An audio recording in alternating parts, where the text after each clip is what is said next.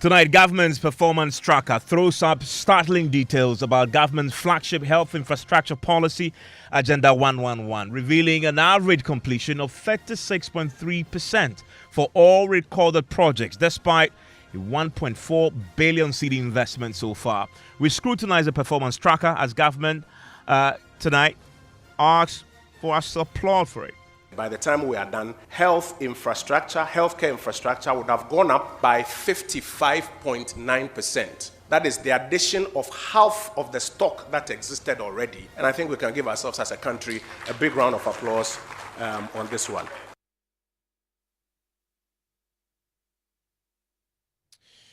I want to join us with your thoughts on the 055-11-11997. It has just been a few hours since government's performance tracker was launched, but already the portal is throwing up startling details about government's flagship health infrastructure policy, Agenda 111. Now, Joy News has been scrutinizing the details. The portal confirms not a single hospital under the project is complete. In fact, we found that the average completion rate for all the projects recorded is 36.3%. Only one project records the highest completion rate of 75%. We'll have details for you pretty shortly. And all that is contained in this tracker launched today by the Works and Housing Minister, Kojo Oponkruma, who says the newly launched website is to promote accountability. The performance tracker is an empowerment tool. It empowers all of us, all of society, so that together we can track our common progress. The general public is asking questions. Those questions are answered on this platform. Development partners want to know, when we give you, budget assistance or specific project financing, what do you use it for? The answers are here. The media is asking questions on a regular basis. The fourth estate of the realm, holding government accountable. What has government done with the resources of the state? The answers are here. Civil society organizations, sometimes across various sectors, are asking questions. The answers are here. And here, on an academic premises like this, you also do know that the academia is always asking questions. The answers are here. The performance tracker is, first of all, a database. It's a database that showcases the performance of the government of Ghana. And it showcases it through the various projects that have been executed across the 261 districts. And this database has two interfaces. One is a website. So you can go onto that website, www.performancetracker.gov.gh, and you can access that database. The other is an app. Today, the mobile phone is a very powerful tool, sometimes even beyond what your desktop can do. And on the app, on the iOS system, as at now, I'm told the app version has been uploaded, and in the coming weeks, on the Android system, the app version will also be uploaded. Now, what I encourage you to do is to, as you go through the tracker, pick some of the data sets or the metrics that you find very important.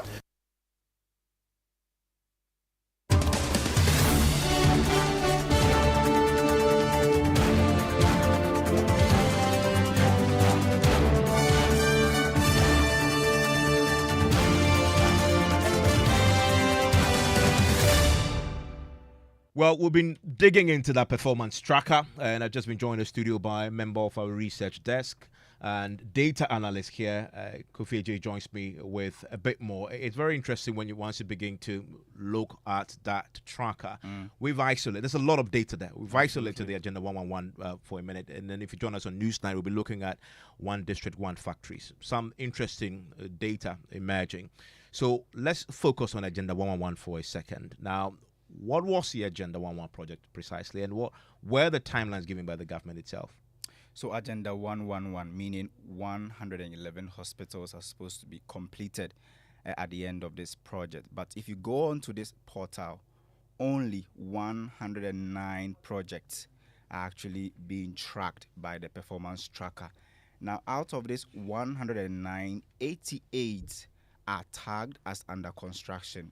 21 of them have 0% completion rate, and if you do the subtraction, it means that 2 projects are not included on the portal. Now, we've also been doing some, calculations, trying to strike the average for you to understand what this performance tracker is talking about, the Agenda 111. So, in terms of the 109 hospitals on the portal, if you strike the average, the completion rate is 36.3%. Now, if you do that, the same thing for the 88 hospitals under construction, completion rate is 44.94%. Now, Evans, we've also been looking at the project with the maximum completion rate, which is located in Sang in the northern region. It has a completion rate of 75%.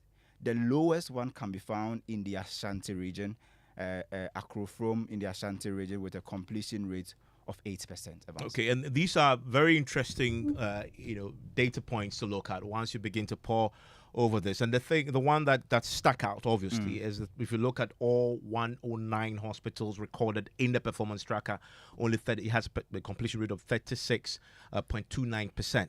Now, if you look at the point you made there, out of the 88 that have been labeled as under construction, the completion rate there is 44. In other words, if you combine all 109 recorded, not a single one has a completion rate above 75%. Absolutely. Okay, that's what we know for now. And another thing that is interesting when you begin to look at this is that the region with the highest, the highest completion rate, it's in the Western region. Yeah.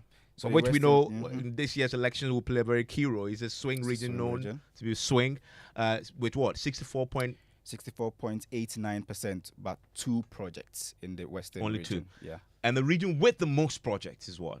It's the Ashanti region, which is the stronghold of the party. 18 projects currently with an average completion rate of 60. The Eastern region has 8 projects with an average completion rate of 48.02%.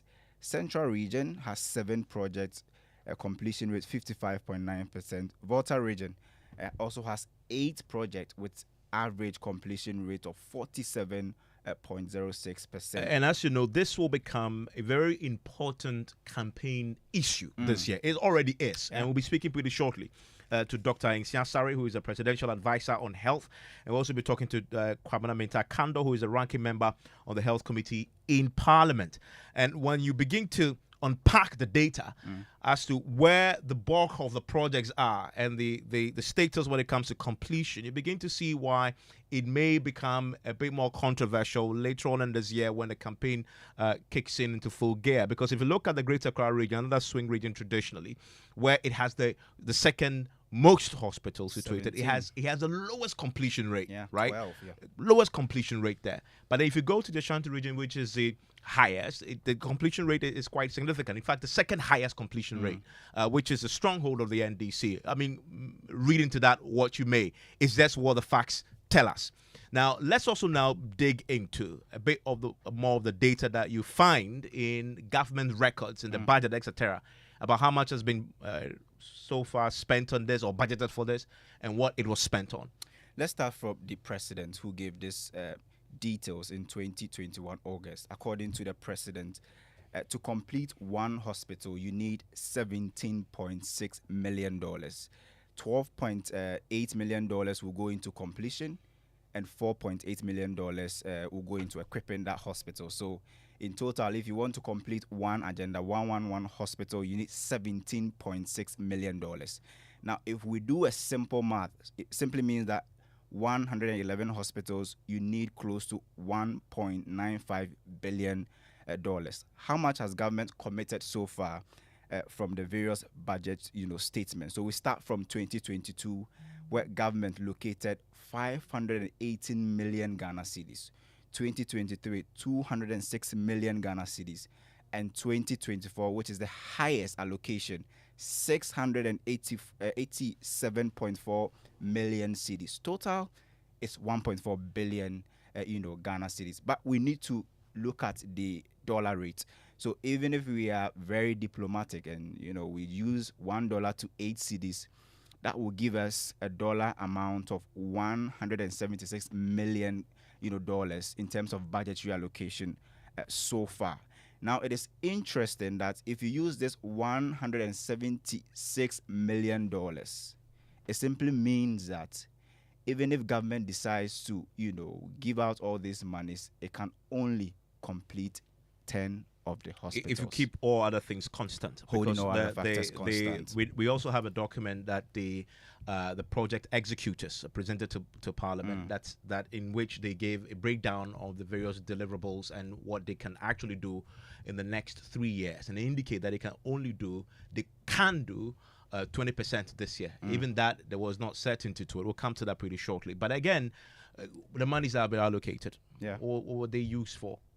So now another interesting bit to this whole Agenda 111 has to do with what they call expenditure on fuel.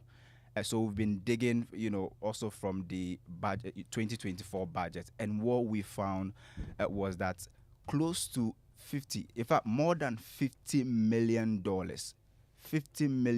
so far has been, the amount of fuel, the value of fuel that has been, transferred to Agenda 111 hospital sites.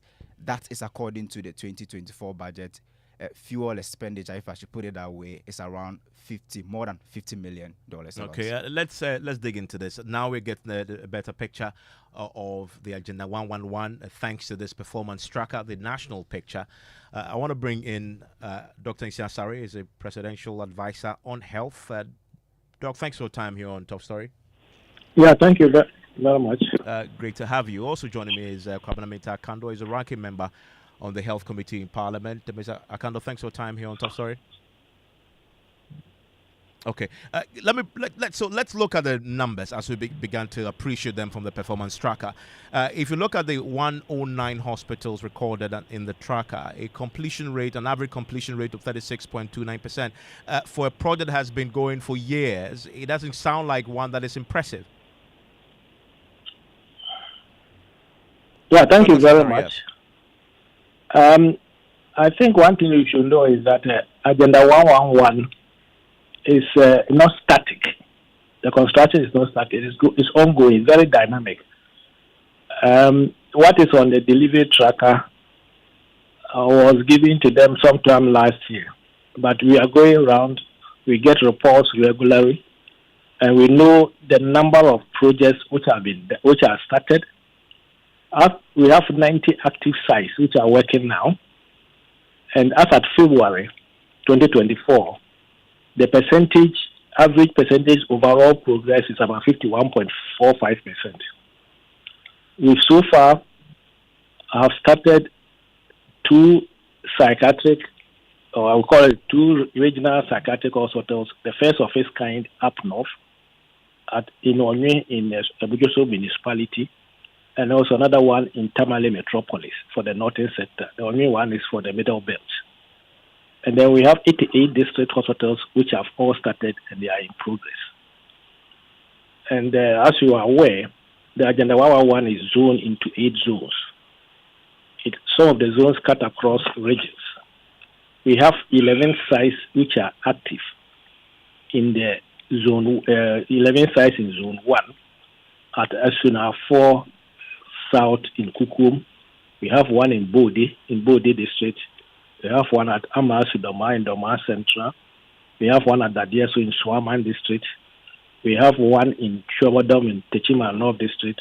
One in Odumase in Sumiane West district. Achumam Ponwa in Inehini. Bia East district in Adabokrum. Brinkum West in Jinejine. Esutifi North in Kenyasi. And Upper Densa West in Diaso. If you look at the average progress as at February, it ranges between 25.25% to 69.9% in some places. And overall, you say it's over 50% as of February? Yeah, it's over 51.45% as at February. We will upgrade the tracker from time to time. I can also conveniently tell you, there are some of the sites which are above 80%, and some of them above 78%. For example, if you go to Zone 2, which is mainly in Central, Eastern, and Western region, Gomoa Francis, which is Gomoa Central, is 78.98%. And this one, you can let your correspondent go there and go and have a look what is happening there. Bokoro in Ahanta West, is 75.24% as at January. If you look at Swahim Chichiwere, is 73.92%. Lower Denchira is 71.97%. So I guess just for the big picture, how many are you confident you can complete by end of year? We are confident that we may be able to finish, or will be confidently finish about 50 plus of them this year. What is left for us to do is to do the finishing touches in some of them. As I'm speaking today, equipment procurement evaluation is ongoing now. Okay, so when you say 50 plus far, by the end of the year, I'll say that's so good. You see, I've realized we were talking about fuel of what? Yes, 16 million. I'll come to that. It's just in the budget. And sometimes I don't know where you are getting those figures from. I don't know. It's in the budget document. In the budget document. Yes, okay. But I can also tell you, and you're also giving the figures of how much budgetary allocation has been given. But I can tell you also in confidence that I'm sure you are aware of what we call ABFA for keepers. That's the oil lifting. We have a special purpose vehicle at GIF called Health GIF, which manages all the contract that we are doing, how much money is paid out, the contractors who come in. It's a very well managed and well set up system where contractors are paid from.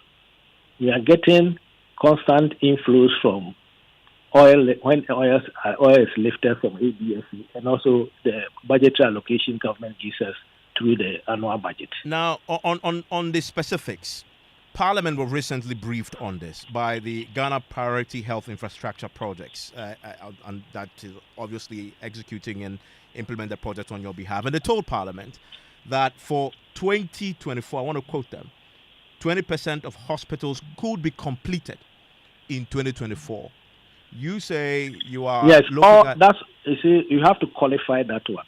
I have seen that document. They look at the inflows which were coming. They look at the rate of work of some of the contractors.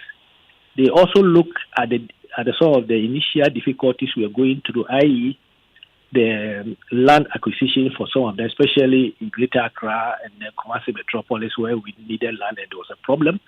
They also look at the topography of some of the areas where it's rocky. And as we speak now, we've now acquired most of the land, especially in Greater Accra. We've also sorted out the topographical issues that we had in some areas. We've now added what we call the double stacks building. At first, they were all one single-story building. But areas where we didn't have the 15-acre land, that we have about between 7.5 to about 10 acres land, we are putting up double-stack buildings. And you can go to those areas and go and find out. For example, Nima, recently, we acquired the land. We've cleared it, we've hoarded it, they are yet to start. If you go to Adenta, work is going on very well. If you go to Dansuma, we have sorted out the issue and the land has been acquired. The same thing at Ampabame in Bantima Metropolis. If you go to Asokore Mampo, the same thing has happened. So your point is... It is a dynamic thing which is going on. So your point is that this 20% that the project executors told Parliament, they underestimated it using the prevailing conditions at the time. They used the prevailing conditions at the time. We went to Parliament recently. I led the team to Parliament, and I made that point to them that it's not static, it's dynamic. Okay. Everything that we are doing is ongoing. Yeah, stay with me. Let's bring in the ranking who I believe would have been on that committee that day when you appeared. Mita Kando joins me right now. Can you confirm that indeed you were giving clarity around the numbers I just put out in that document that was laid before you that had estimated that only 20% of the hospitals could be completed this year? If I could recall, the third meeting, in fact, they left us more confused than how confused we were before they met us. And so there was nothing like clarity. And Evans, let's start from when the sword was cut for the commencement of the project. If you could recall, government was clear, the president was clear that they were going to build 111 hospitals in a matter of 12 to 18 months. Fact. And you can check it yourself. You carried it on your news portals. In 2021, 2022, His Excellency the President appeared on the floor of the House and reiterated that the timelines and the projects were overly ambitious and that he was going to hand over 111 hospitals before January 2025. And these are facts.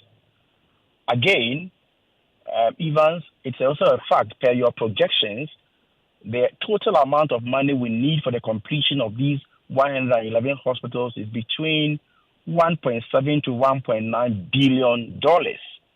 Except, of course, Ms. Dr. Mensah is telling us that they are doing something different from what Parliament of Ghana knows, from what has been stated in the previous budgets per what you have read. And don't forget that these Agenda 11 projects, we don't have a secured, reliable sources of funding, unlike previous projects, the Eurojet, the NMS, and all those projects. And so if you do the calculation, so far, government has disbursed not more than $200 million. And don't forget the total amount of money we need for the completion of the project. I repeat, it's between 1.7 billion to 1.9 billion. But he said they're getting additional. He says they're getting additional funding from the ABFA. It is in the budget, and we have added that portion. In fact, that is what is in the 2024 budget. The portion of the ABFE is what has been added and still doesn't even add up to $200 million. So there's nothing hidden anywhere, unless he's telling us that there are some magic somewhere that we don't know as Parliament. And you see, Evans, I suspected this intricacy, what I call intricacy. You know, government knew very well that they don't have the money to finish the entire project. So the money they have, they will spread it all over in the name of under completion. So if the money they have can complete, let's say, 10 or 20 projects, instead of them to concentrate on the 10 or the 20 projects, finish them on time, put the facilities to good use. No, let's spread it so that we say we have about 100 and something or 88 hospitals under completion. Evans, don't forget that they have between 7 to 8 months to leave office as government. And if, as I speak to you now, they have not even completed a single one of these facilities, and somebody tells you that they are going to finish 111 hospitals before they leave office in January. Well, he hasn't said that. He actually admits that they can only complete about 50 of them this year. Evans, even the 50, I doubt because of the figures before us. And don't forget, Evans, I don't know whether to take Dr. Mensah's promise over that of the president. Because the records available to Parliament, the SONA 2022, the president was clear, categorical, non-ambiguous that he is going to hand over all the 111 hospitals before he hands over as President of the Republic of Ghana. So I don't know, now that Dr. Mensah is reviewing the president's statement, I don't know whether to believe his or to believe the president's statement on the floor of the House. I mean, Dr. Mensah, you've said that it is your expectation, you're confident that you can complete 50 of the projects this year. However, as I mentioned earlier, this document before Parliament, which you say you've clarified to them, let's scrutinize a bit more. That document, the implementers say they could finish 20%. 20% of the 111 hospitals is just around 22 hospitals. Even if you're being very overambitious, from 22 hospitals to 50 by the end of this year sounds unrealistic, does it not? Even if you consider the conditions that hindered the ability to increase the 20% at the time that they were evaluating this. From 22 hospitals to 50 sounds very unrealistic. Evans, you should know that we've always been telling Ghanaians, and I'm sure you are aware, that we haven't started all the 111 hospitals. It's a fact. And the honorable member knows. Recently, we were in Parliament, and we told him. But it's good. Let him restrict himself to the document which was given to him in 2023 by the consultants. We are in this country. So and the performance tracker confirms what you said. Just a minute. The performance tracker confirms what you said. That the performance tracker launched today confirms the point you're making. Out of the 109 that is recorded in the tracker, we found that 21 of them, it says zero completion, which means we haven't started. If you see zero completion, it means we have acquired the land, we've cleared the land, and we are yet to start. Or some of them, as we speak today, even some of them which are zero completed, I say that the tracker is also, we will be refreshing the tracker from time to time. We've been going around the whole country. So we'll give them the figures, what is there, and then they will update the tracker. All what it means is that the time that they got their figures, the site has been acquired now, it has been hoarded, cleared, we are yet to start the construction, which means that we are yet to do the foundation and start the foundation. So if you haven't done the foundation, it's 0%. Because so the tracker is right. We want to be very specific. We are going to visit and verify. There's one in Kokomimli we found. We are going around. You can follow us. No, we want to do it independently. There's one in Kokomimli that we found in the tracker, which you said is 0%. If you say 0% means you acquired... there's no land. There's no land in Kokomimli. But you just explained that 0% means you have land and you've cleared. That's why I'm saying that 0% means either we have acquired the land or we haven't seen any land. That work actually has not yet commenced.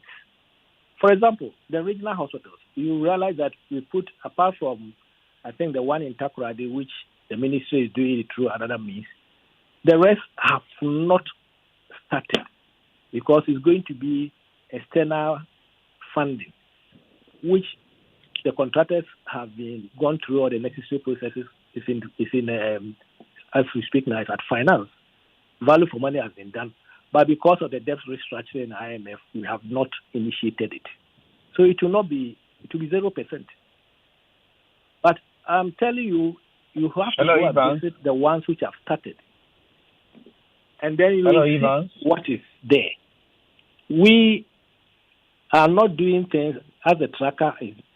We are not doing things and we are just putting the things on paper. Now we've done this and we've done this and we've done this. It is there. Hello, Ivan. I think what Ghanaians should be very happy about. Just a second, Mr. Akando. That this is a project which to me is well managed.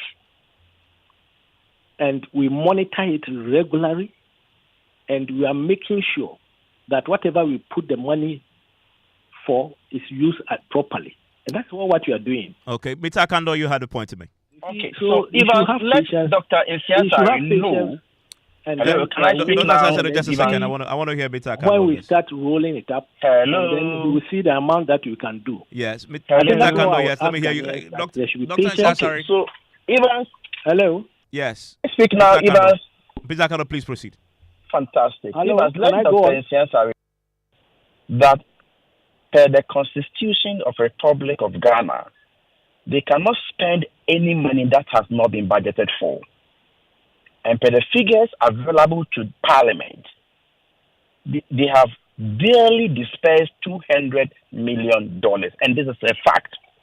I'm not speaking to hearsay. These are facts. If he has any superior evidence or document, he can disprove that. That's number one. Number two, if you could recall, I told you that right from the onset, they were clear in their minds that they were not going to build 111 hospitals.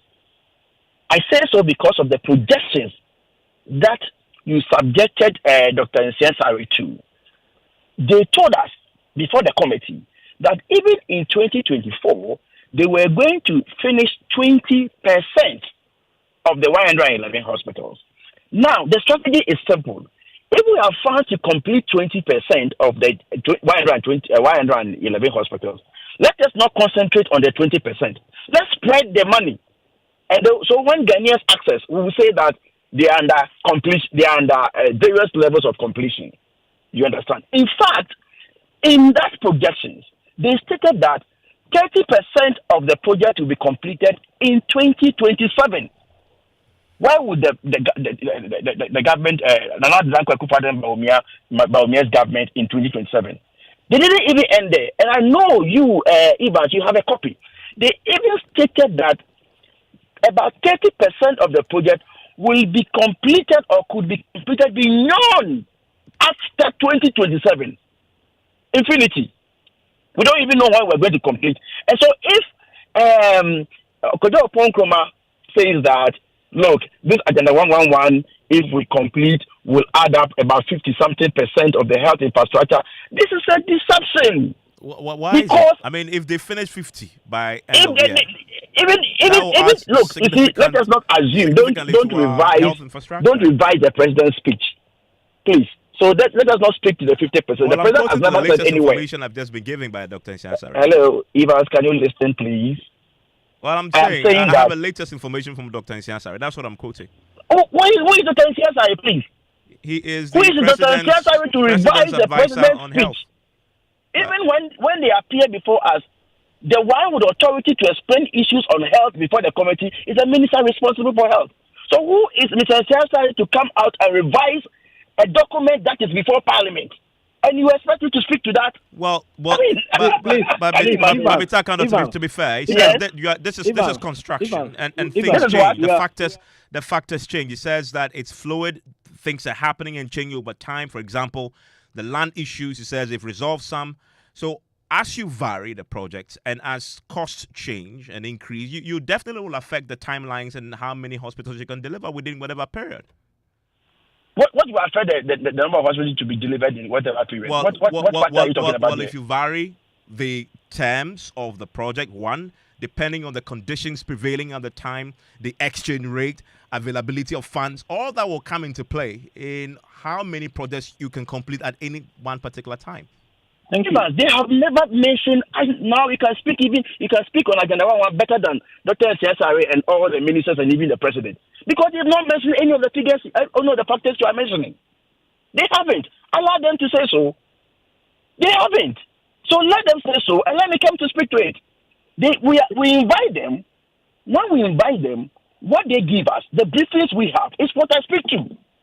So I have no intention to disrespect Dr. Nsiah by saying who is Dr. Nsiah, but I'm questioning his capacity to review the president's speech, and this speech is a record of Parliament. Well, he's on. So let us not assume that it's been revised, and because Dr. Nsiah has said so, we should speak to what Dr. Nsiah has said. Well, you asked but the fact still remains that even per their own records, the average rate of completion is even below 40%.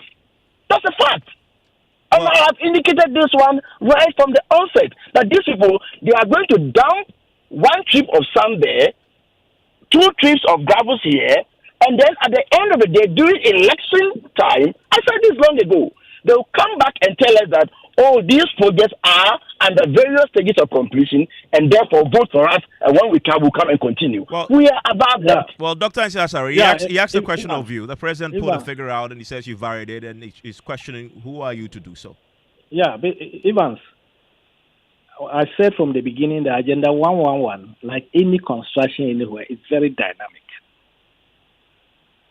So somebody can come and give you, as it is, maybe looking at all things, as at 2023, if you go at this rate, you should go and read the document very well. I know the document was prepared by HRG, the consultant. No, you see, these are some of the tactics that I don't have a problem. I'm not here to disrespect anybody, but he doesn't mind disrespecting anybody whenever he meets anybody. But what I'm telling you is that Agenda 111 is a dynamic, it's like even when you are building your house, very dynamic. Any particular stage, you can then say that we have done this and then we will finish this at this time, all things being equal. After about 3 months, you realize that maybe you are going even faster than what you have. But what I'll tell Ghanaians is that we are in this country. Agenda 111 is in everybody's locality. It's across the 16 regions of this country. Every region has Agenda 111. So you should just take a car and go around and look at what is happening at this size. And then you can then conclude for yourself. Okay. Well, that's something that we will be doing ourselves. We began indeed today. The reason why I was asking the one here at Gokomemli, and you've clarified that you haven't acquired the land for that. That's Dr. Mensah is a presidential advisor on health. Kwabena Mintah Kando is a ranking member on health, on the health committee in Parliament. If you have followed the performance tracker, you've listened to the presidential advisor on health. If you have one in your area, why don't you follow up? Send us a picture if you are able to find it. Just go to the performance tracker. You see it if indeed it's in your locality. And let's hear you. Let's hear you. 05511119997. You can share a video of the project closest to you or a picture of it. Still ahead. We'll get to interrogate further information contained on the government performance tracker. We're focusing on the one district, one factory. Also tonight, Peasant Farmers Association of Ghana takes on government for its decision to approve the commercialization of 14 novel genetically modified seeds, which they say would cripple the business of local seed breeders and adversely hurt the work of peasant farmers. We want to ensure that indeed there exists no time that there should be GM seeds on the market for farmers to go and buy. And I can tell an authority, majority of our farmers are against GM. And it appears that our authorities are not listening to what people are saying, but they're interested in what they want to do. We'll get to hear from the National Biosafety Authority plus the Ministry of Food and Agriculture, which is denying approving the commercialization of improved seedlings. Also, gobe, dog meat and pito among highest contributors to inflation for the month of March, pushing the rate from 23.2 to 25.8%. In the month of March 2024, we see that transport share has gone up from the 11th position across the 30 divisions to the 8th position for the month of March 2024. And we get to tell you why the contribution of transport increased by 100%. In business, we'll be telling you more items that contributed to inflation rate hitting 25.8%, the highest so far for this year. And residents in the thriving industrial hub at Sokwa Municipal Assembly in the Ashanti region are grappling with the pervasive air pollution stemming from the myriad of factories and industrial activities that define their surroundings.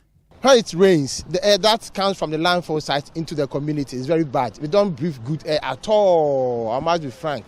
Yeah, because ball and sense, it'll be too much. And I still invite you to join us, especially if you are helping us track the government tracker. Let's track the tracker.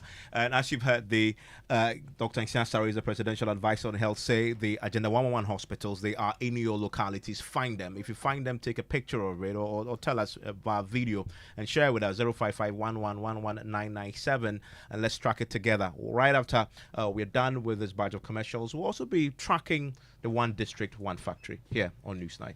Ladies and gentlemen, Telecel is here! Telecel, connecting energies.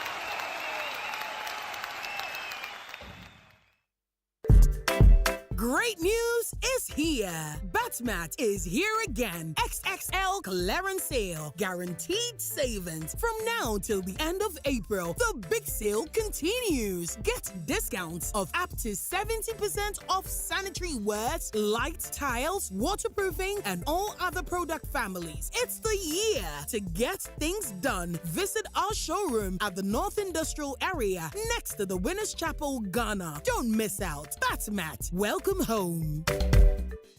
Guys, Charlie, you know that mining contract I've been chasing for years now? I just got awarded the deal. But the issue is where to get the right and quality heavy-duty trucks to execute this job here in Ghana. Relax, my guy. Remember my recent construction deal at Pokwase? Zonda sorted me out. Zonda? What? Who is that? Zonda Tech Ghana Limited is your one-stop shop for machinery, heavy and light-duty trucks, and pickups. They have the Shantui bulldozers, graders, payloaders, rollers, poor pickups, 4 land light trucks, TX trucks, and oil tanks. Made made and assembled right here in Ghana with top-notch after-sales service and standard prices.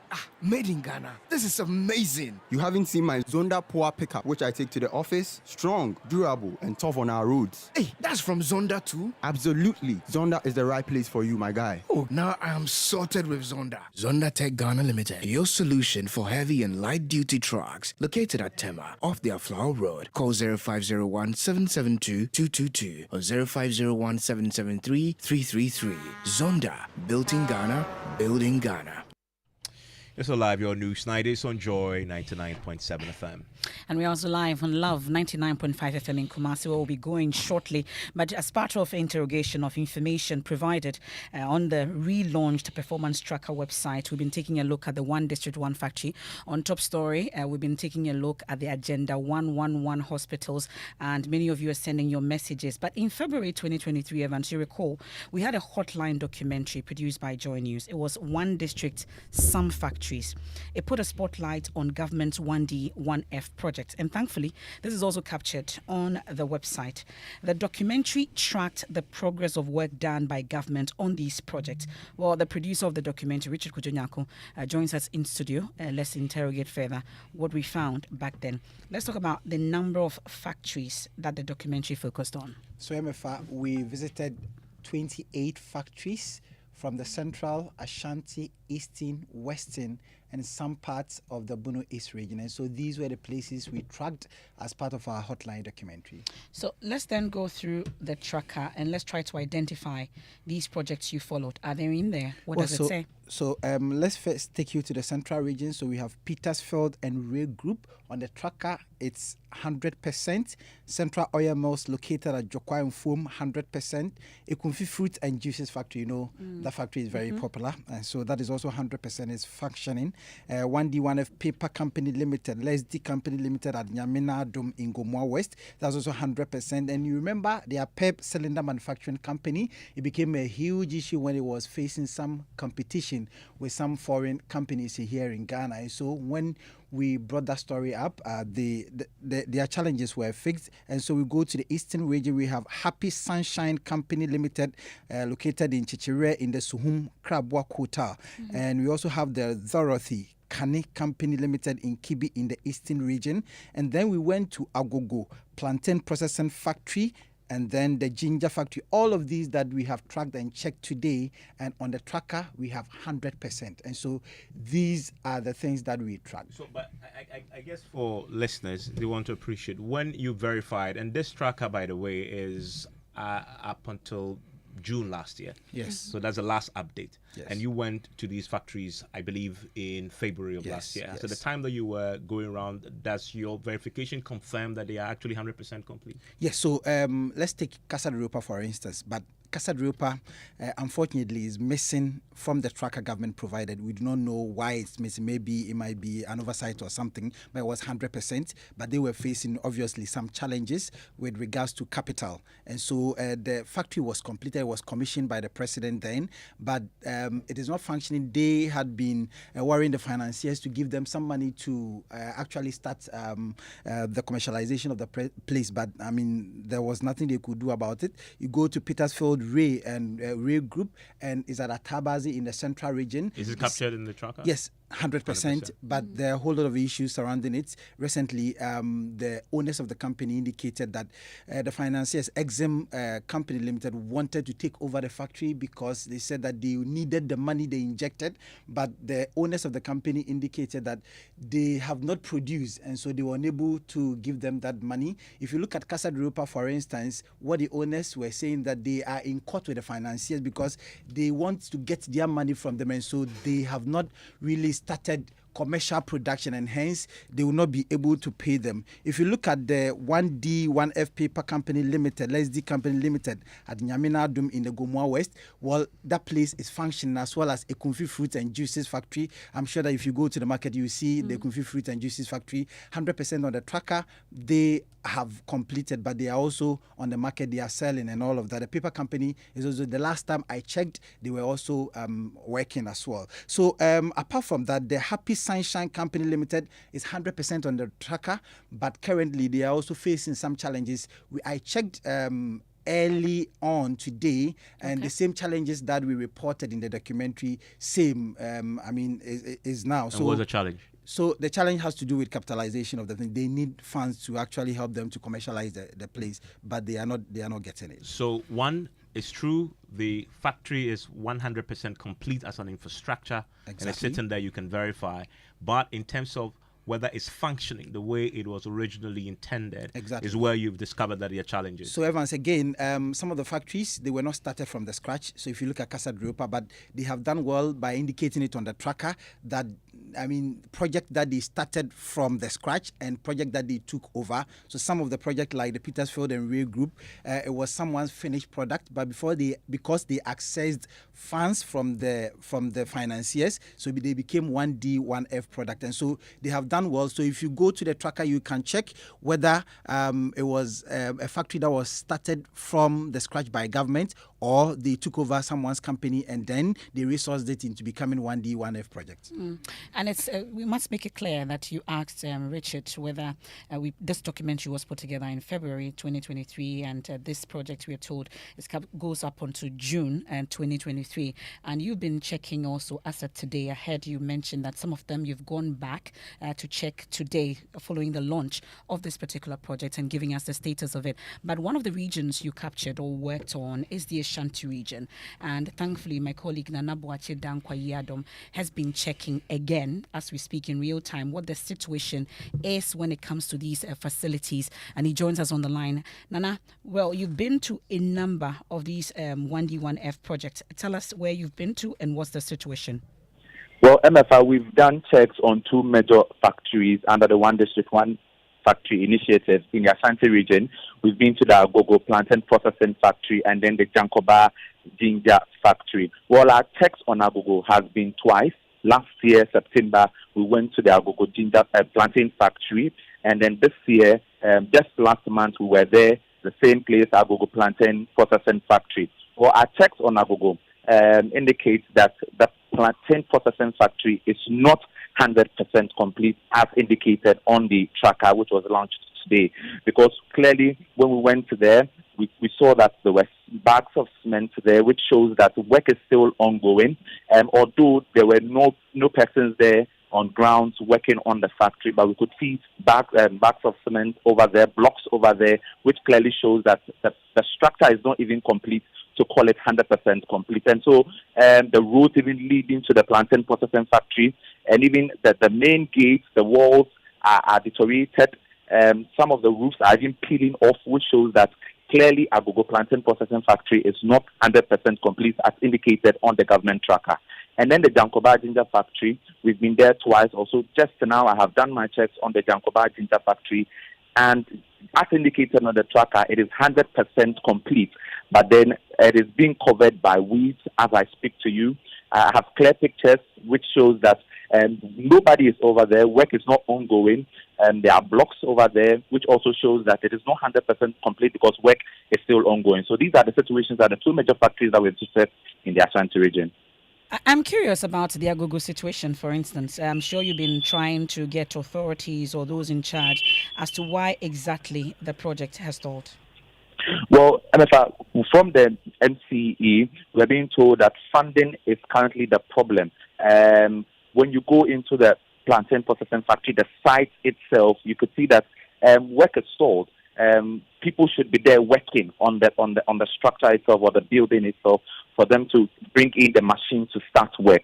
But then everything is not ongoing, everything is stalled. And so from the MCE, funding is the problem as we speak. And when they have money to complete the project, that should make it simple for them to go ahead with it. That's my colleague Nana Boache Dankwa, and the Love FM team are also checking on the Agenda 111 projects as well. And this is something that we've been working on for some time now. You remember Hemingterry has been following up on some of these projects, and definitely we'll be tracking this particular performance tracker as relaunched by government today. We're about to head to the Kukumimli Agenda 111 site. I'm curious. Just when Inshansari has said that when it is 0% complete, it means they've acquired the land and cleared it. And then when I posed a question to you specifically about that, he says, for that, we don't have the land. So how is it 0% complete? Well, that's one that we need to actually raise. Per his own explanation. So there's a contradiction there, definitely, from that interview that he granted us on Top Story. But bottom line, we're going to be doing this across the country. A report is already on this, looking and pouring through the performance tracker to see if indeed we can verify the claims made there. And we are inviting you to join us to do that. Wherever you are, take your phones, film what you see. Just go there on the performance tracker and let's all see what you find. Many of you are joining us with your thoughts on this already. Kwesi Nungwa sends us one. He says, how much did the propaganda performance tracker website cost us? And he goes on to talk about create, loot, and share. Well, Noah Olansky from Kumasi sends us one as well. And he says there's a saying that when you see a frog running during the day, there's something wrong. That's why you see NPP running this afternoon. This government simply has nothing to offer Ghanaians in as much as governance is concerned. We have one from Jacob in Tessano. What sense does it make to spread limited funds over 111 hospitals when we could achieve 20 within budget? This is JB from Tessano. Nana on the Spintex Road says, why are we listening to this Agenda 111 issue? We expected improvement in our ailing hospitals than investing in new ones. And Kwame Fiak Lexington, all the way in Kentucky, says, I'm trying to track the tracker from Kentucky, but I'm not able to track it. How do I get access to it? We'll share that website with you, the address. And Henry in Kaswa says, please, you have already tracked and checked the famous One Village, One Dam, is asking. And we just would be we did this that is something we've done we did that before. last year in the series called Thirsty Dams. Yes. We did Thirsty Dams. You can check it out on our many social media platforms on myjournal.com. The results were fascinating. And definitely we'll be sharing all the series that we've done when it comes to government flagship programs on our website so that you can also appreciate what it is when it comes to the real situation on the ground. The tracker also reminds me of the NDC's Green Book of Infrastructure Achievement in 2016. Certainly, when you are gone, you are gone. Ghanaians have long made up their minds. That's from Samuel. That's one message there that we got from Samuel. Let's see if we have more of your messages, maybe one final one. Then we can wrap up on this. And this one from Kwesi Nkaswa says, are you sure that all the factories mentioned are not private-owned factories? Kindly check on the ownership of these factories. And as Kojo said on that, in the performance tracker, they've indicated which factories the government originated and which ones were privately funded at the beginning, but with support from the 1D1F Secretariat. And many of you are asking, so where can I find that tracker? It is performancetracker.gov.gh. Let's track that tracker and share your results with us in video and also in pictures. Go onto our many social media platforms, Joy 99.7, Joy News, and share them. Also, you can send us WhatsApp 055-1111-997. Now, Peasant Farmers Association of Ghana, they are taking on government for its decision to approve the commercialization of 14 novel genetically modified, that's GM products, which includes maize and soybean varieties.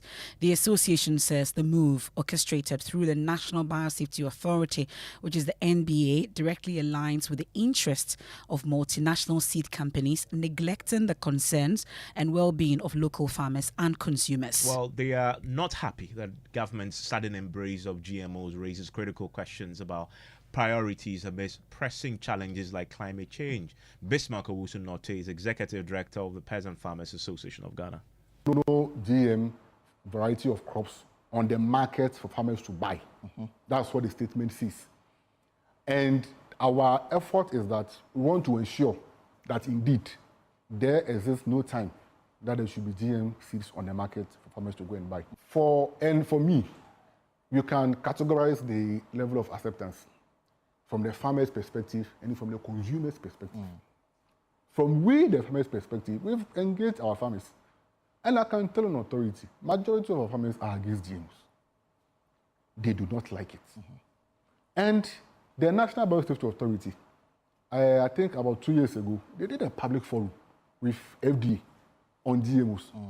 And the consensus was so clear that majority of people who were gathered there were against GMOs. And so it raised the question about the kind of consultation that went into the development of the bill and its passage. Absolutely. And so I even employ your team that if you are done, you can just do a poll. Find out from your people how many of them will prefer GMOs and see the results. So and it appears that our authorities are not listening to what people are saying, but they are interested in what they want to do. And that's where we have a problem. Because our problem is, why do you want to sidestep the whole process, abandon or ignore the key issue they're supposed to undertake, and then go for a solution that even jeopardizes our entire food system? And that's an area that we don't emphasize much enough. Well, the National Biosafety Authority has been responding to the concerns raised by the Peasant Farmers Association of Ghana. The NBA clarifies that these genetically modified seeds are not for cultivation, but designated for food, feed, or processing purposes. My colleague Faustina Safo joins us in the studio with details in that particular statement that we are getting moments ago. Let's talk about the biodiversity, authority and the concerns that they are raising.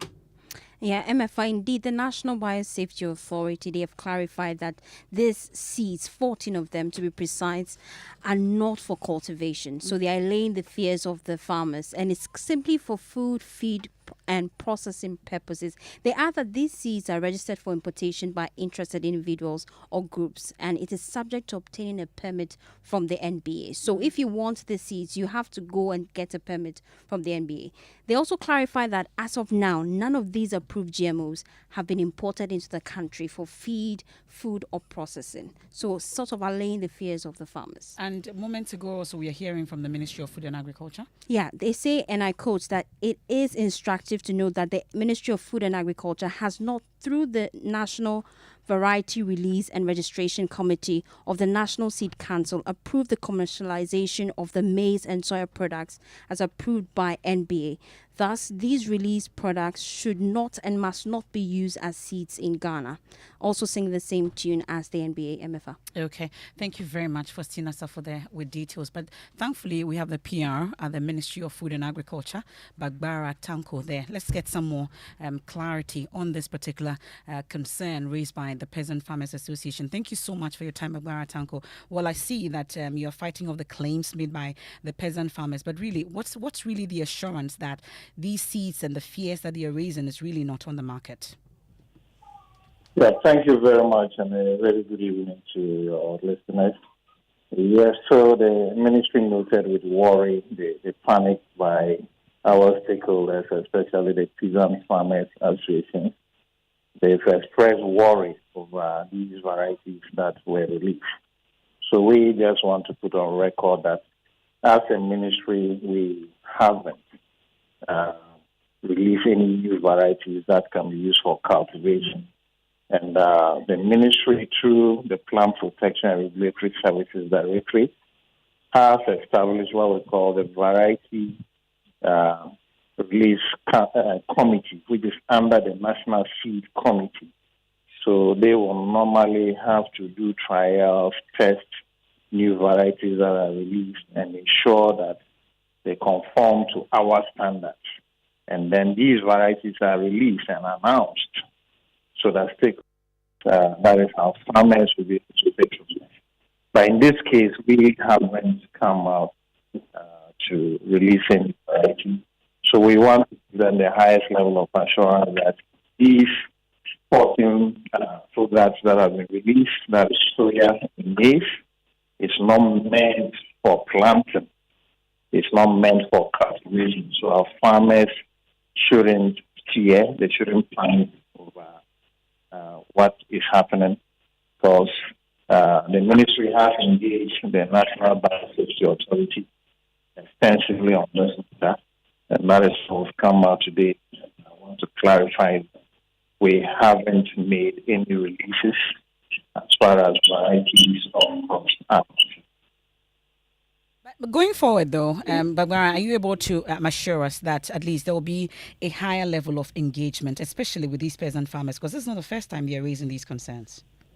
Yes, there's always been that high level of engagement. The Peasant Farmers Association will normally walk into the ministry where they have issues of concern. We've collaborated effectively way back. They've done a lot of surveys and research into the agriculture sector. They proposed solutions to policy. We've incorporated the ideas and policies from this. So in this case, in fact, it surprises the ministry that they actually did not come forward to engage us on this matter. But that notwithstanding, the most important thing is we are following them There's 14 varieties all meant for cultivation, so they should be recognized. Okay, we're grateful. That's Bagbara Tanko there, speaks for the Ministry of Food and Agriculture. And you're still listening to Newsnight on Joy 99.7 FM. After business, we'll be fact-checking some claims made by John Dramani Mahama on the unemployment situation in the country. You want to stay for that. George Rafe is here with business. Hello, George. Hi, Evans, and coming up in business, we'll tell you the rising prices of some food and other items that pushed the March inflation rate to 25.8%, the highest so far for this year. And bulk importers of petroleum products highlight negative impact of gold for oil program on the operations. The business news on Newsnight is brought to you by MTN Business. Welcome to the new world of business. The other day, I visited Kweku at his spunky new office to congratulate him on opening his business. And man, was I impressed. The business is just moving quick. The sales, customers, everything is just working seamlessly. The secret? He said, it's MTN Business Broadband. In this fast-paced environment, we need fast and reliable internet to support all business types. No laggy online meetings, great download and upload speeds, impeccable business management systems, all inclusive. I mean, you can have it all. Sharp! I signed on immediately. To enable your business stay ahead and stay connected, make sure you're signed on to the best internet made just for businesses. MTN Business Broadband. Sign up today on broadband.mtn.com.gh and manage your account on my MTN app. Call 0244-308-111 for more information. We are good together everywhere you go.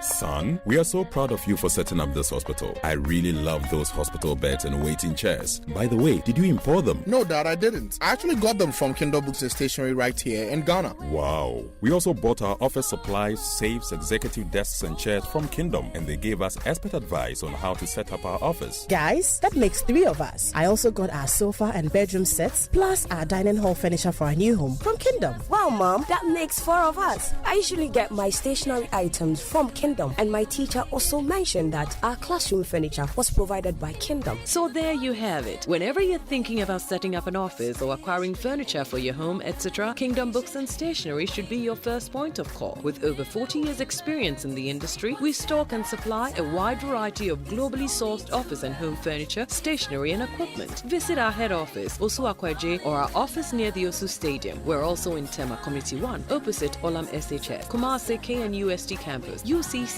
Cape Coast, and now at the Marina Mall, Airport City. Or call us 0302-764101, 764209, or 762792. Visit our website, www.kingdomgh.com. Water is needed all day, all night. So, remember Syntex tank all day, all night. 7 years warranty. Select any color for free. In no the crack, in no the spoil. Call Accra on 0244 335 168. Kumasi 0505 555 666.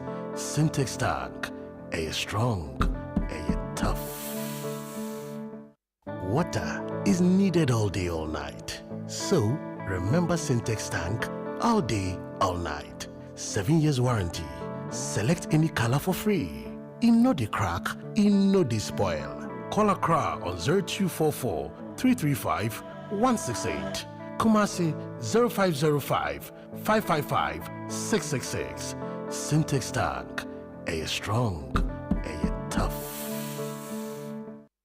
Hello, Auntie Araba. Hey, Bugger, how are you doing today? I want to buy Peasant cavity fighter, but I don't have enough money. So what are you going to do? Can you give me the big size? You know, as for me, I'll pay the balance later. Today, no credit. I haven't sold much this morning. If you don't have enough money for the big size, why don't you try the 120-gram pack? There's a 120-gram pack? Introducing the new Peasant cavity fighter in 120-gram pack size. More affordable and convenient. Get yours today from any supermarket near you. Every smile matters. This advert is FDA approved. Well, well, well. how is your good life? Mine has been great, My entire family and I sleep under an insecticide-treated net every night, throughout the night, and wake up feeling sound every day with absolutely no mosquito bite. My good life has been terrific. My entire family and I, we wash our hands with soap and running water before we cook and eat, and after using the toilet, we don't play with it. When my wife was pregnant, I accompanied her to every antenatal session. She took all her medication, ate balanced diet, and gave birth without any complications. My good life has been smooth. Let's all come aboard Good Life and live healthy and happy. Good Life, live it well. It's an everyday thing. Good Life from Ghana Health Service and partners with support from USAID. Hello, my name is Mami Akua, an entrepreneur and a mother of two. My work keeps me busy most of the time, and sometimes it takes me away from my family. But the safety and health of my family is very important to me. As a working mother, I cannot afford to take any chances when it comes to matters of health. That is why I signed up for a family healthcare plan from Equity Health Insurance. My family and I have access to over 700 hospitals, clinics, opticians, dentists, pharmacies, and diagnostic centers across the length and breadth of Ghana. With Equity Health Insurance, I no longer have to worry about medical bills. Anytime a member of my family visits a hospital, Equity Health Insurance has got my family and I covered. What about you? Who has got you covered? Call Equity Health Insurance on 050-660-7910 and talk to them about your family health needs now. Visit equityhealthinsurance.com for more information. Equity Health Insurance, here for you.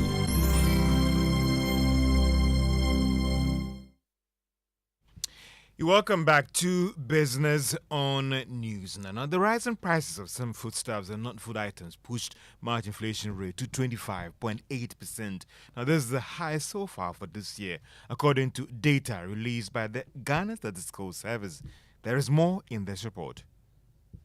The March inflation rate represents more than 2% spike in inflation rate compared to what was recorded in February this year. The Ghana Statistical Service data showed some of the major drivers were price of some food items, with alcoholic beverage, personal care, restaurant, and accommodation playing a major role, as well as health. The Ghana Statistical Service also highlighted rising transport fares as a major factor for spike in the general price level of goods and services in the country. So what are the food items that have also witnessed some significant increase over the past 1 year according to the Ghana Statistical Service? One can talk about fresh tomatoes, fried plantain and beans, and smoked herrings. Other items like cabbage and tea also continue to record significant spike. Inflation rate for items imported as well as the rate of increase for items produced locally also recorded some significant increase. At the regional level, Volta and Upper East posted the highest inflation. But the biggest question here for some industry players is that,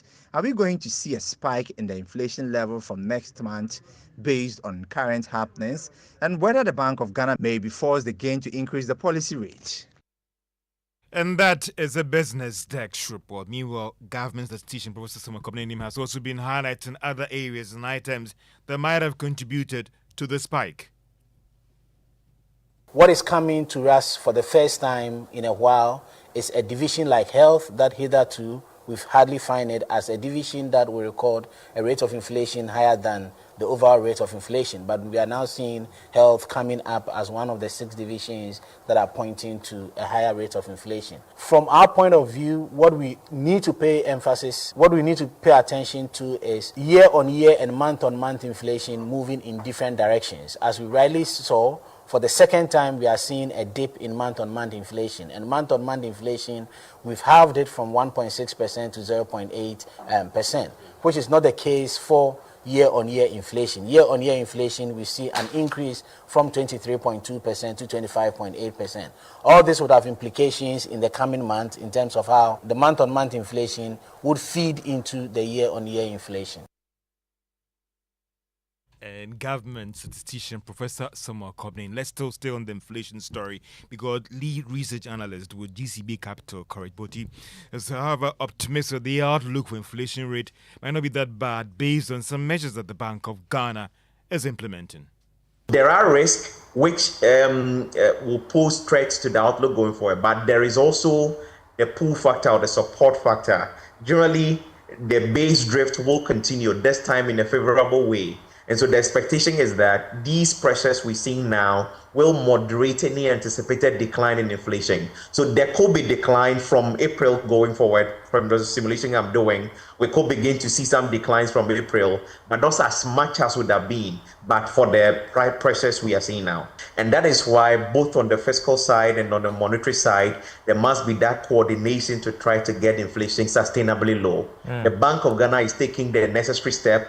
We are now hoping for the government of Ghana in an election year and giving all that is at stake to also remain disciplined and steadfast in the fiscal consolidation drive. Courage Boti's lead research at GCB Capital.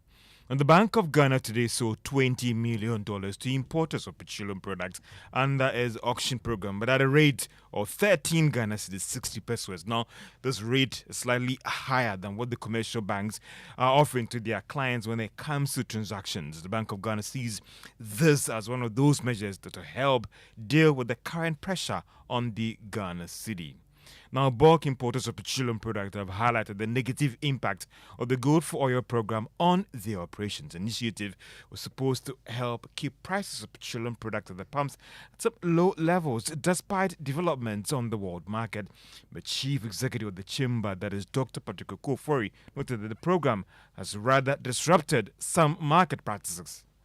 Negatively, in the sense that you check the it has been negative on your operation? Yes, because I think we made mention about the Lacan allocation that was skewed in favor of Best, and then also how it wanted to turn the a credit-driven market into a cash and carry.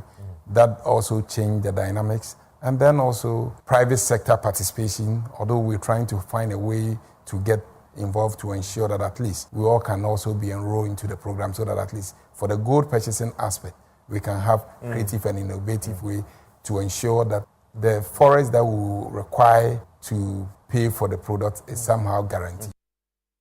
Dr. Patrick Okofori is Chief Executive of the Chamber of Bulk Oil Distributors. Now, Stanbic Bank and the Ghana Medical Association have signed a memorandum of understanding to provide financial care package for medical doctors in Ghana. Speaking at the signing ceremony, President of the Ghana Medical Association, Dr. Frank Sebro, said this will provide unique benefits for both doctors in the country's health system. As doctors, you know that we are very busy people. Sometimes we don't really have time to go into the market to survey and see how these financial systems work. So effectively what it means is that with this partnership, we bring our members closer to the financial system, and in this case, Stanbic Bank. And we have actually negotiated some fantastic interest rates and some packages for our members, which is inbuilt insurance, such that doctors can take advantage of it. As part of this partnership, we are taking advantage of their CSR activities. The key areas that we are interested in is providing incubators, phototherapy machines, and in some cases even theater beds to areas that are in need of these facilities. Executive Head of Personal and Private Banking at Stanbic Bank, Benjamin Mensah, on his part, believes that this agreement will health and wealth curation for medical professionals. We obviously started listening to them, having insight sessions. And if you look at the Medical Doctors Association, from the houseman all the way to the specialist, they have different needs. And the needs vary from, helping them to create wealth, helping them to save and invest, helping them when they need to borrow, helping them in terms of insurance, and indeed legacy or generational planning. And obviously has culminated in today's sign, which is something that is quite momentous for us. Benjamin Mensah is the executive head of personal and private banking at Stanbic Bank, Ghana. And that's all. You like gobe? Yes, pito? I do. Pito. It's You eat pito. dog meat? No dog meat. You don't like pito? No. You haven't drank pito before? I've done it before, but that doesn't mean I like it. You don't like it? Yeah. Hey. But you like gobe? Oh yeah, it's a nutritious food. So when you told the story of how gobe beans right now when you contributing measure significantly to the climate inflation we are witnessing, how did you? I think it's interesting, and it's a supply and a demand issue. The current season that we are in, we've passed the harvest season. Are we having enough of the bean being supplied on the market? What about the transport issues as well? But because this meal is nutritious, the demand is still high. So Yeah, it's very high. And, also because it is the go-to food for many, including myself, especially within the economic crisis that we are currently facing. Loves gobe. Everybody knows that. I like to queue for my gobe just, beside the street, just here around the corner. Yeah. And when your pocket is dry, that's where you want to go. In the last 3 years, it's been my go-to food. It's not cheap I any longer. don't think that it's very expensive now. The perception to that it's quote poor man's, but I think it's the nutrition rather. No. It's a very nutritious food that and you, it's very you want filling. to go to. You just have to buy 10 CDs and you can survive on that for the rest of the day. And that was really the story we told last year. A story of a guy called David who had migrated to Accra to work and survived on beans, yoka, gari. That's all he survived plantain. on. Sometimes plantain, your tatale or something. And then this was part of our Living Standard series. Listen. Daniel Kwaman is 16 years old. When he completed junior high school, he was having a hard time staying in the coastal town of Salt Pond in the central region. He wants to be successful. He relocated to Accra to learn to be a mechanic. But life in Accra is squeezing him 4 months after migration. Daniel's problem is the cost of food. He visits popular beans joint in Kokomlimli, Chop Time Express, for lunch. To make ends meet, he misses breakfast and makes up for a big lunch. He spends at least 10 cedis on a bowl of beans, gari, fried plantain, and an egg.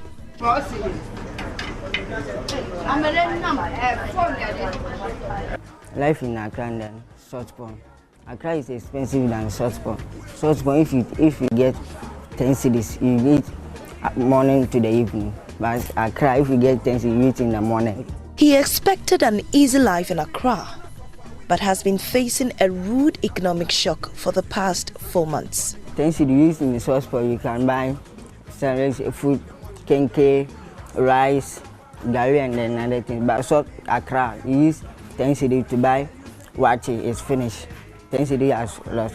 Then afternoon, you use 5 cedis. You say, oh, I'm buying this food, kenke, and then frying fish. You say 5 cedis Salt Pond.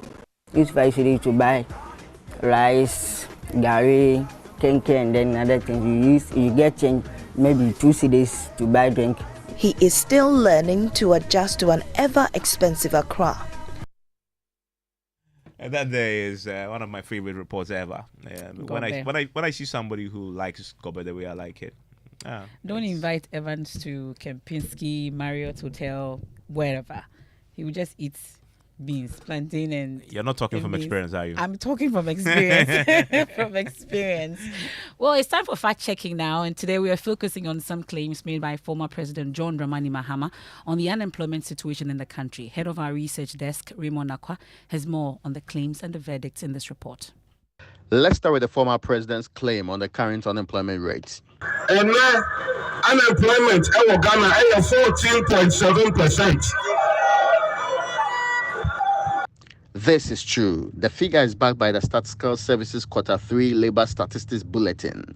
Indeed, the average unemployment rate reduced from 14.9% in the first quarter of 2023 to 14.6%, and then increased slightly to 14.7% in the third quarter of 2023. We can now focus on the former president's interpretation of the unemployment figure. It is over Ghana for 30 million now. 14.7% in the year. They claim that this means if you take 30 million Ghanaians, 17.7% are unemployed is misleading. Now, the annual household income and expenditure survey, which is the source of the data the former president quoted, defines the unemployment rate as the number of unemployed persons 15 years and older divided by the economically active population 15 years and older multiplied by 100. This means all those below age 15 are not included in the calculation of the unemployment rate. Indeed, it is the reason why when you add the Q3 unemployment number of 2,060,000 and 38 to those employed, that is 11,962,599, and those not active, which is on 5,214,085. It sums up to 19,236,720. So one cannot simply say 14.7% unemployment means 14% of the entire population of 30 million are unemployed. And that there is Fact Checking Wednesday. And next week, Wednesday, we'll come your way again with another edition of Fact Checking. You're still listening to Newsnight on Joy 99.7 FM. Now, residents and health workers in the Asokwa municipality in the Ashanti region say air pollution in the municipality is ravaging their health, but fear they will pay a price for complaining about it. The residents say air pollution from a range of industries that operate in the area is making their lives a misery. But they've been warned that speaking up may cost them their jobs with government and companies. This has brought a culture of silence on the industrial area of the Asokwa municipality in the Ashanti region. Love FM's Mona Lisa explores the issue. A solid waste scavenger sits at the Oti landfill site in Kumasi. He worries every day about his exposure to harmful substances from waste materials here. He's asked to keep his name secret for reasons that will soon become obvious. The man in his 30s is frail and sickly.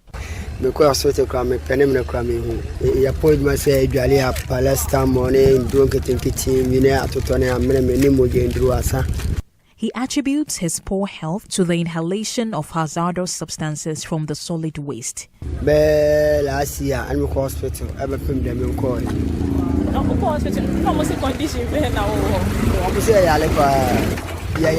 Because ball and sense, it'll be too much. Medical practitioners have advised him to switch to a different job. Scavenging is a source of income for unskilled people in most developing countries. A study by the Journal of Environmental and Public Health in South Africa found health complaints and injuries are common, including respiratory infections, headache, diarrhea, and shortness of breath caused by polluting gases like methane and carbon dioxide. But the true extent of problems at the Oti landfill is impossible to assess. In every step of our investigation has been blocked by management. The Oti landfill facility is one of the largest disposal sites, receiving about 1,500 metric tons of garbage every day from Kumasi and its environs. We tried to talk with other scavengers at the Oti landfill site, but management of the facility refused us entry. Informal workers inside the facility refused interviews, saying they feared being targeted by the company. But those who did agree to speak off camera revealed headaches and migraines are common. Kwame Lucky did agree to speak on camera. He has pitched camp close to the landfill site. After receiving garbage from the dump site, he airs it for 3 days to reduce the odor before sorting out scraps. Everybody move for us and sent here the womb. Until my yamani basi ya unse yamani a big gugu esroho. Ye the go man from money the FA society and from ever so 3 days going to 1 week not sent me na a frame. Management of the landfill knows about the problems. 2 years ago, the site was redesigned to reduce environmental damage and eliminate hazards that the garbage was bringing to the community. But residents of neighboring communities of Dompase and Oti say the overwhelming smell from the site and their continued poor health shows more needs to be done. Former assembly member of the municipality, Elliot Bano Fusu Jr., agrees. When it rains, the air that comes from the landfill site into the community is very bad. We don't breathe good air at all, I must be frank. And it's having health effects on the residents. Healthcare facilities in the area, the Lady Julia Health Center, Kumasi South Hospital, and other health facilities refused to comment on the incidents of air pollution-related illnesses in the municipality. Off the record, staff told Love FM they were afraid of being politically targeted for talking to a journalist. But former Assembly member Bano claims that healthcare facilities in the area record high cases of respiratory infections. Sometimes, too, the air is also polluted as a result of smoke from the landfill site. It is recently that it has calmed down some more. Formerly, when they put fire into the sawdust that they have been bringing to the landfill site, so the atmosphere become dark, then we breathe in smoke. It's not just the waste dump that is causing air pollution and sickness here. On a typical day in the Asukwa municipality, a haze hangs in the air. The municipality is the industrial hub of the Ashanti region with oil, wood and food processing companies situated alongside the Kumasi Apawu Company Limited. Before 2020, meat was often roasted over car tires and wood. Butchers burned furs in open fires producing thick black smoke. Butchers reported high rates of respiratory infections. Butchers have switched to the use of liquefied petroleum gas to singe the furs. The time that we were using the tires, even that time, the smoke was entering us more. Even sometimes the breathing, or even when you cough, you see this level different from now that we are doing the gas.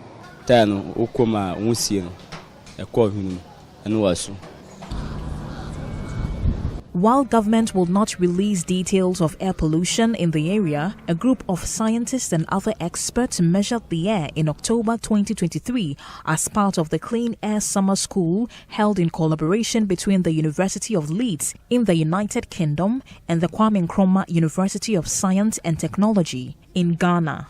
Air sensors mounted at the Oti landfill site and the Kumasi Abattoir measured air quality over several days. At the landfill site, the air pollution exceeded the World Health Organization's guidelines for what's known as PM 2.5, the most dangerous air particles all day, every day. It also exceeded Ghana's less stringent guidelines for several hours a day. At the abattoir, the sensors found the air was unhealthy for a third of the day. These high levels of air pollution are harming the health of residents, according to medical coordinator for doctors in business organizations and public health consultant, Dr. Florence Buampunsim. It has to be a consistent exposure to it. So if you have been in a particular area and you've been there and it's constant inhaling of these gases that are emitted, that's when you can have these effects that some of these effects that I'm about to talk about. So there's respiratory issues where you have upper respiratory issues, breathing problems, coughing, you have irritation and things like that. We also have cardiovascular problems, which causes problems for your heart in long term. But all these things I'm talking about is long-term exposure to these gases. And that there is a story filed for us for our Clean Air Reports. The story is in collaboration with New Narratives. Funding was provided by the Clean Air Fund. The fund had no say in the content of the story. I know.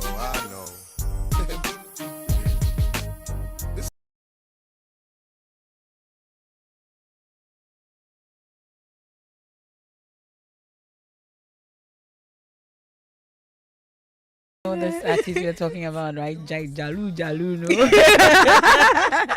Well, he's in town and has laid the foundation for a transformative initiative in Ghana as construction is expected to begin on a school at Nwaso.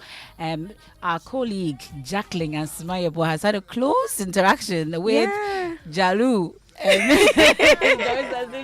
I know, right? Well, what have you been up to today? Good evening to our friends in Livelihood. I had fun today. I had an amazing experience today. And the people of Manya Krobo, I think they literally had one of the best times of their life today. And the project is expected to start in July. It's a school which is expected to start. And the sword cutting would probably be next year. He's expecting to come back to do the sword cutting. So today was just a groundbreaking event that he had. But why Ghana, did he say? Well, he says he felt connected. Most of the diasporans, they all feel connected to Africa. But then he says he feels connected to Ghana more. So we should be expecting more of him in Ghana. To have the audacity to come out here to build a school in the middle of Africa for my people. And I know that this is going to be an opportunity that'll last for many, many years to come. This is just the beginning of something very special. As I look out into the crowd, I see a lot of beautiful students here from some of Pencil Promise's other programs. And for me, education is the pillar of community. And so, with that being said, Ghana, I appreciate you all. I thank you for accepting me as your brother.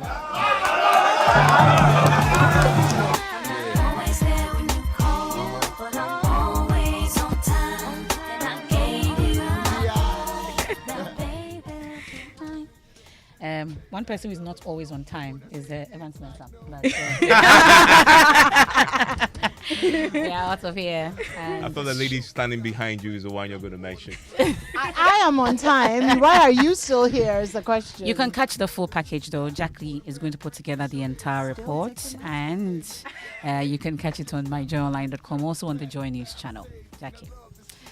Strong and sassy. What's up? What's poppin'? Yes, I want love. the chain. It's beautiful. What are we talking about today? We're talking about emotional intelligence in relationships. Have you ever had like an argument where the other person is just not able to really get your point of view? It's like they're on a different planet. Exactly. But you know how 3 can be an E depending on how you look at it? Or how 9 is also a 6? That's A. In fact, it's A. Okay, fine. How 9 can be a 6 also depending on where you look at it? 6 is 6, 9 is 9.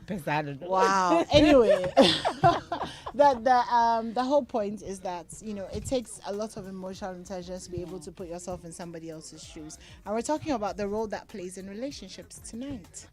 Can't wait for that. And that's how we end today's edition of News Night. Eid Mubarak, Evans. I'm looking forward to Aisha's rice. I'm looking forward to the two of you leaving so I can start my show.